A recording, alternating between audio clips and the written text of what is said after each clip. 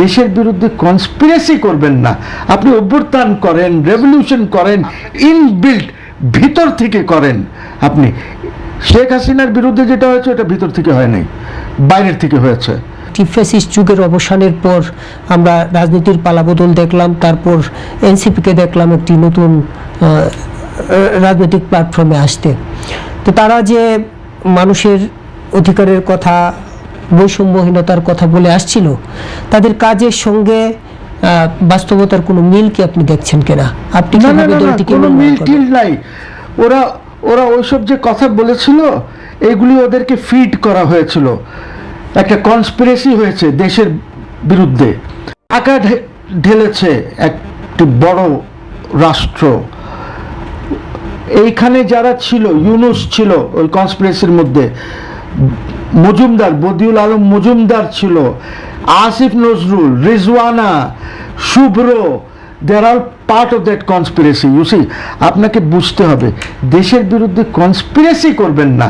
আপনি অভ্যুত্থান করেন, রেভলিউশন করেন, ইনবিল্ট ভিতর থেকে করেন। আপনি শেখ হাসিনার বিরুদ্ধে যেটা হয়েছে এটা ভিতর থেকে হয় নাই, বাইরের থেকে হয়েছে। এখন এরা আবার ষড়যন্ত্র করছে, মানে সেই শক্তি কি তাদেরকে উদ্বুদ্ধ করছে, এখনো লেগে আছে তাদের? ওই শক্তি কিছু না কিছু করছে, ওই শক্তি। আমি বলি এই সরকারকে খুব কেয়ারফুল থাকতে হবে। ওই শক্তি এখনো কিছু না কিছু করছে।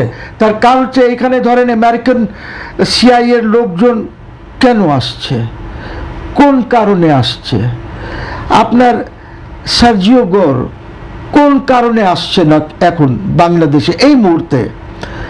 So something is cooking up.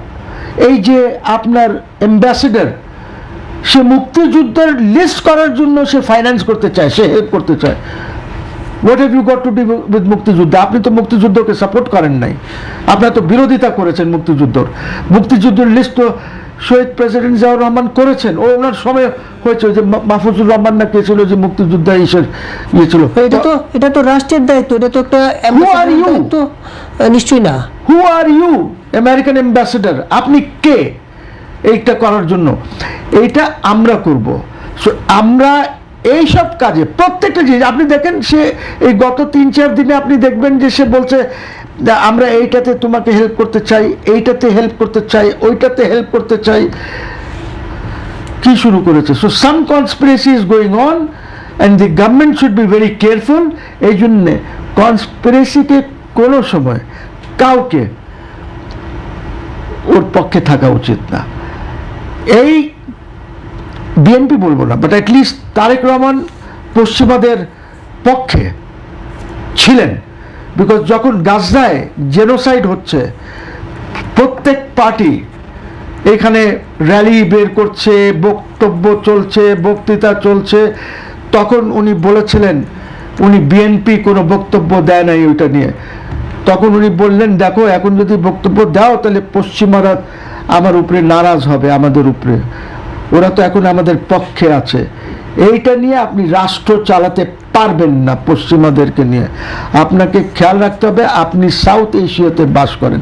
একটু পড়েন, লি কোয়ানের বইটই পড়েন যে কোথায় কি আছে, বইটা দেখেন কোন অবস্থাতে সিঙ্গাপুর ছিল, কোথায় গেছে, পড়েন, এগুলি পড়েন। মাহাতির কোথায় নিয়ে গেছে মালয়েশিয়াকে, আপনার ব্যাংকক, আরে আধা কিলোমিটার, ইন দ্য 1990s আধা কিলোমিটার যাওয়া যেত না। আপনি কি করছেন? হ্যাঁ, প্রাইম মিনিস্টার ওনার নিজের ব্যক্তিগত ইমেজ বাড়াচ্ছেন, কি সিম্পল ম্যান, সিম্পল খাওয়া, কেটস পরে ঘোরা প্রধানমন্ত্রী, ভেরি গুড, আমার কোনো আপত্তি নাই, সিম্পল হওয়া উচিত। কিন্তু দেশের জন্য কি করছেন আপনি? আপনি আজকে ঢাকা শহরে যে পরিস্থিতি হয়ে গেছে, আপনি যদি শেখ হাসিনার সময় রাস্তাঘাট দেখেন, তখনও রিক্সা চলতো, আজকে অটো আর মোটরাইজড রিক্সার জন্য আপনি যে কি ক্ষতি হচ্ছে, খালি রাস্তায় ক্ষতি হচ্ছে না, জনগণের সময় নিয়ে ক্ষতি হচ্ছে না, পাওয়ার নিয়ে, যে কারেন্ট, যে তারা যে চার্জিং করে, হ্যাঁ, এইটার কত ক্ষতি হচ্ছে। আপনার মিল কলকারখানা পাচ্ছে না আজকে ইলেকট্রিসিটি বা পাওয়ার। সো আমাদের আজকে প্রধানমন্ত্রী একটি অনেকটা বেশ ইতিবাচক একটি বক্তব্য দিয়েছেন যে মিল ফ্যাক্টরিতে গ্যাস সংযোগ দেওয়ার বিষয়গুলোকে উনি বিবেচনা করবেন, কিংবা যেহেতু উনি নতুন আসছেন, অল্প সময় হয়েছে, নিশ্চয়ই বিষয়গুলো উনি দেখবেন আপনার সাজেশন অনুযায়ী। 6 মাস is a big period, honeymoon period আর কয়েকদিনে শেষ হয়ে যাবে। সো এই হানিমুন পিরিয়ডে দেখব বলে কোনো জিনিস নাই, সমাধান করতে হবে। তো আমি সমাধানের জন্য কি করছি, পাবলিককে কনফিডেন্স নেন না, আমাদের তো জানা দরকার। আমরা জানি যে গ্যাসের একটা টেকনিক্যাল প্রবলেম হয়েছে, we are aware of that. আপনি আগে বলেন নাই কেন? আপনি আপনার সরকার পাবলিককে কনফিডেন্সে নিচ্ছে না কেন? সো দোষ আছে তো আপনারও। আপনি গুড গভর্নেন্স যদি দিতে চান, take the people into confidence. আপনি চায়না ঘুরে আসলেন, মালয়েশিয়া ঘুরে আসলেন, আপনি পাবলিককে কনফিডেন্সে নিয়েছেন? কি আলাপ হয়েছে? আপনি একটা প্রেস কনফারেন্স করেছেন যে কি আপনার আম্মা তো এরকম ছিল না, আপনার বাবা তো এরকম ছিলেন না, আপনার কিসের ভয়? বলেন, জনগণকে বলেন যে এই করেছি, অমুক করেছি, তমুক করেছি। Why don't you face the people through the journalists?